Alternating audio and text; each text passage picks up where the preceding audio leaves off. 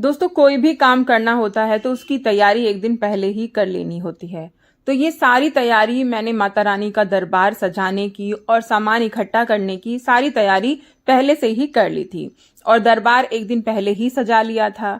तो बहुत सारी चीजें ऐसी होती हैं कि जिन्हें अगर आप टाइम के टाइम करोगे ना तो बहुत परेशानी होती है, भाग दौड़ हो जाती है। इसीलिए वो चीजें टाइम से पहले कर लो, यानी कि पहले से ही तैयारी कर लो तो अच्छा होता है।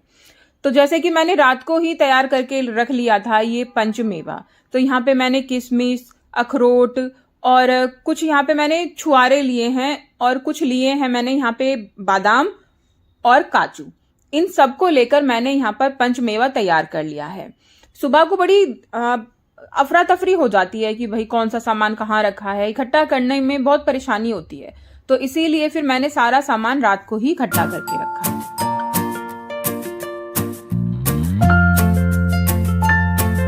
जैसे कि दोस्तों, हमें जौ भी उगानी होती है। नवरात्रों में जौ उगाना बहुत ही शुभ माना जाता है। तो इसके लिए मैंने रात में ही जौ को भिगो कर रख दिया था।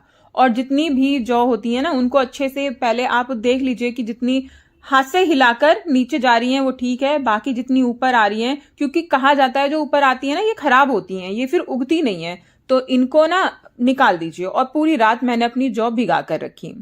सुबह उठ के साफ सफाई करने के बाद सबसे पहले मैंने अपने लड्डू गोपाल को नहलाया। उनका पहले स्नान करा के वस्त्र पहना के उनकी पूजा कर दी। इसके बाद ही फिर, क्योंकि माता रानी का तो अलग ही उनकी पूजा होती है, तो सबसे पहले मैंने इनकी पूजा करके इनको विराजमान कर दिया।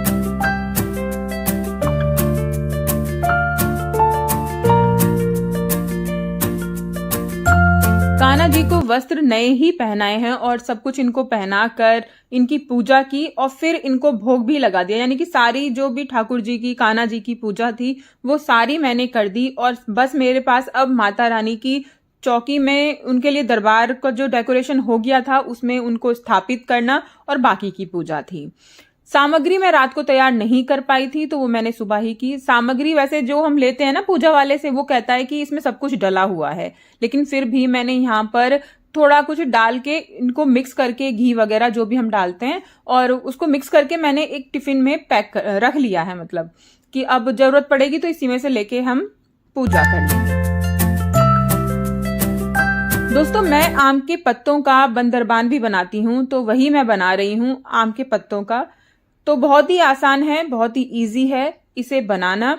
आप इसको बनाकर, चाहे तो आप कोई वार की पूजा कर रहे हैं, चाहे कोई भी खास पूजा, आसानी से बना सकते हैं और इसे अपने घर में लगाइए। बहुत ही पॉजिटिविटी आती है।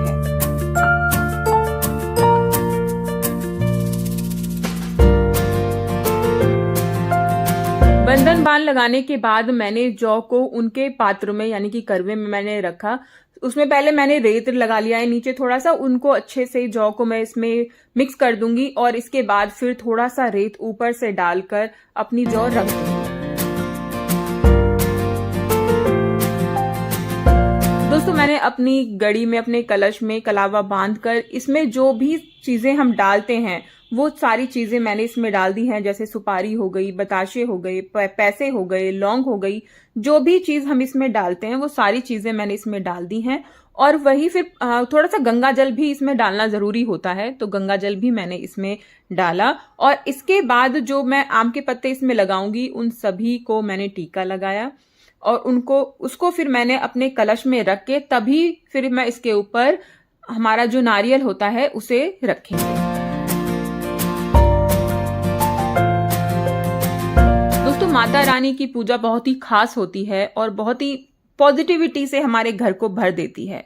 हमारी लाइफ में हमें बहुत ज्यादा पॉजिटिविटी मिलती है। तो यहाँ पर अब मैंने ये नारियल इस पे रख के इसको इसके स्थान पर स्थापित कर दिया है। गंगा जल के सारे में मैंने छींटे लगा दिए। एक्चुअली ये छींटे ना मैंने पहले ही लगा दिए थे, लेकिन बाद में मैंने ये क्लिप उठाई और फिर मैंने शिव जी को यहाँ पर विराजमान कर दिया है, लक्ष्मी गणेश की प्रतिमा को विराजमान कर दिया है। और ये है दोस्तों सारा माता रानी का श्रृंगार का, जो भी चीजें मैं लेके आ सकी वो सारी चीजें हैं और इन्हीं से मैं माता रानी का श्रृंगार करूंगी। माता रानी का श्रृंगार करने से पहले उनको स्नान कराया जाता है। तो सबसे पहले मैंने पंचामृत तैयार किया। पंचामृत से मैंने हम सभी ने मिलकर माता रानी को स्नान कराया। पंचामृत में हम वही सारी चीजें लेते हैं, दही, दूध, शहद, मीठा और गंगा जल या फिर थोड़ा सा घी हम उसमें डाल लेते हैं, और इससे हमने माता रानी को स्नान कराया और बाद में सादा पानी और गंगा जल से स्नान करा दिया।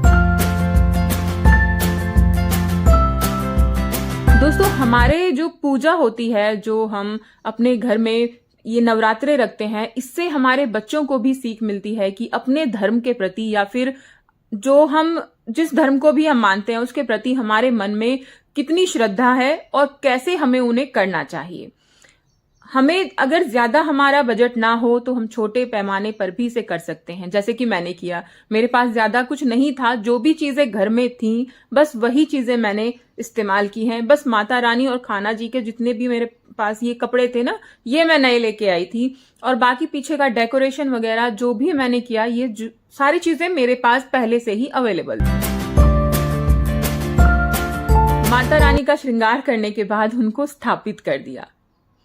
देखिए दोस्तों, माता रानी की प्रतिमा कितनी सुंदर लग रही है, चुनरी उड़ा दी है। आपको कैसी लगी कमेंट में जरूर बताना और वीडियो को लाइक करना। सभी ने मिलकर आरती की, पूजा की।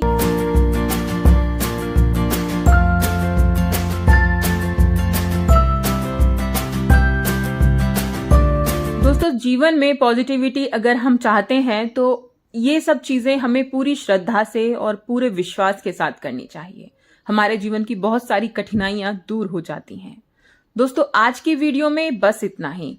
फिर मिलते हैं नेक्स्ट वीडियो में, लेकिन उससे पहले अगर आपको ये वीडियो अच्छी लगी, पसंद आई, तो वीडियो को लाइक जरूर करना, चैनल को सब्सक्राइब करना और कमेंट करके जरूर बताना कि वीडियो कैसी लगी। तो चलिए, आज की वीडियो में बस इतना ही। फिर मिलते हैं नेक्स्ट वीडियो में। तब तक के लिए बाय बाय।